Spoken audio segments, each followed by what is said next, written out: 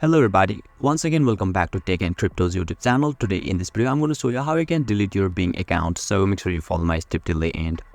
First thing first, I assume that you already have an account on Bing AI and already logged in, and now right after that you'll be able to see the interface or dashboard of the Bing AI on the screen, where you can see the profile icon at the top left corner. Just tap over there and now you'll be redirected to the another section where you can see the settings option, right? So once you tap on that option, you can see the privacy option where you need to click on that option, and now you can see delete account at the bottom of this section. So just tap over there and now you will be redirected to the browser where you can see the close account. Now once you click on that option, you need to complete your credentials of Microsoft account, and once you complete your credentials and once you verify yourself, you'll be able to delete Bing account successfully. And it might also gonna ask you for your reason why you want to delete the account.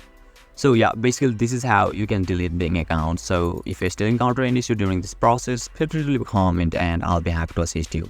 If you found this video helpful, please give it a thumbs up, and if you are new to this channel, make sure to hit the subscribe button and set the bell icon to on so that you can stay updated with our latest content.